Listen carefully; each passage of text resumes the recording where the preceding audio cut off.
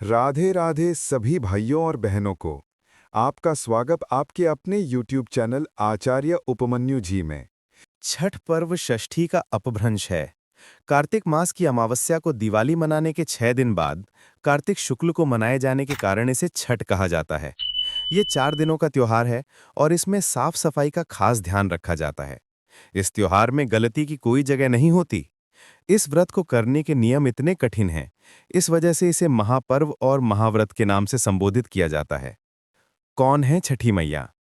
मान्यता है कि छठ देवी सूर्य देव की बहन है और उन्हीं को प्रसन्न करने के लिए जीवन के महत्वपूर्ण अवयवों में सूर्य व जल की महत्ता को मानते हुए इन्हें साक्षी मानकर भगवान सूर्य की आराधना तथा उनका धन्यवाद करते हुए मां गंगा यमुना या किसी भी पवित्र नदी या पोखर यानी तालाब के किनारे ये पूजा की जाती है।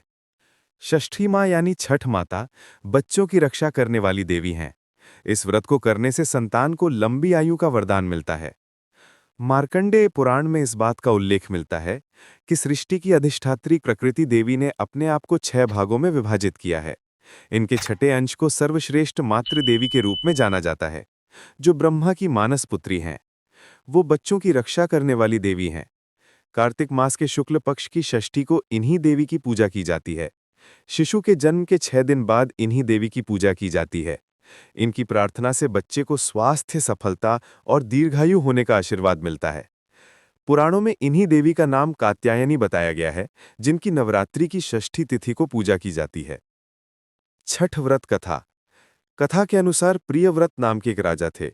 उनकी पत्नी का नाम मालिनी था। दोनों की कोई संतान नहीं थी। इस बात से राजा और उसकी पत्नी बहुत दुखी रहते थे। उन्होंने एक दिन संतान प्राप्ति की इच्छा से महर्षि कश्यप द्वारा पुत्रेष्ठी यज्ञ करवाया। इस यज्ञ के फलस्वरूप रानी गर्भवती हो गईं। 9 महीने बाद संतान सुख को प्राप्त करने का समय आया तो रानी को मरा हुआ पुत्र प्राप्त हुआ। इस बात का पता चलने पर राजा को बहुत दुख हुआ। संतान शोक में वो आत्महत्या का मन बना लिया। लेकिन जैसे ही राजा ने आत्महत्या करने की कोशिश की, उनके सामने एक सुंदर देवी प्रकट हुई। देवी ने राजा को कहा कि मैं षष्ठी देवी हूं। मैं लोगों को पुत्र का सौभाग्य प्रदान करती हूं। इसके अलावा जो सच्चे भाव से मेरी पूजा करता है, मैं उसके सभी प्रकार के मनोरथ को पूर्ण कर देती हूं। यदि तुम मेरी पूजा करोगे तो मैं तुम्हें पुत्र रत्न प्रदान करूंगी। देवी की बातों से प्रभावित होकर राजा ने उनकी आज्ञा का पालन किया। राजा और उनकी पत्नी ने कार्तिक शुक्ल की षष्ठी तिथि के दिन देवी षष्ठी की पूरे विधि विधान से पूजा की। इस पूजा के फलस्वरूप उन्हें एक सुंदर पुत्र की प्राप्ति हुई। तभी से छठ का पावन पर्व मनाया जाने लगा। छठ व्रत के संदर्भ में एक अन्य कथा के अनुसार जब पांडव अपना सारा राजपाट जुए में हार गए, तब द्रौपदी ने छठ व्रत रखा।